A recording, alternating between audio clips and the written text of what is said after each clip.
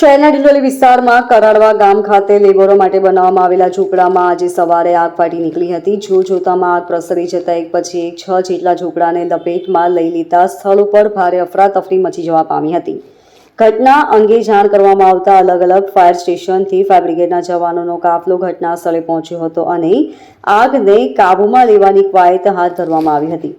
સદનસીબે ઝૂંપડામાં રહેલા મજૂરો બહાર હોવાથી મોટી જાનહાનિ ટળી ગઈ હતી, પરંતુ આગની ચપેટમાં આવવાથી ઝૂંપડા બળીને ખાખ થઈ ગયા હતા. ડિંડોલી કરાડવા ગામ ખાતે આવેલ એકલેરા ચોકડી પર લેબરો માટે ઝૂંપડા બનાવવામાં આવ્યા છે, જ્યાં મોટી સંખ્યામાં લેબરો રહે છે. દરમિયાન આજે સવારે ઇલેક્ટ્રિક શોર્ટ સર્કિટ થવાને પગલે એક ઝૂંપડામાં આગ લાગી ગઈ હતી અને જોતામાં આગ ઝડપથી પ્રસરવા લાગી હતી.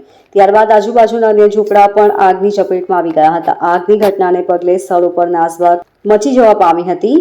ઘટના અંગે ફાયર કંટ્રોલમાં જાણ કરવામાં આવતા ઉધના, ડિંડોલી અને ભેસ્તાન ફાયર સ્ટેશનથી 6 થી 7 જેટલી ફાયર બ્રિગેડની ગાડીઓ સાથે લાશ્કરો ઘટના સ્થળે પહોંચ્યા હતા અને આગ ઓલવવા માટેની કવાયત હાથ ધરાઈ હતી.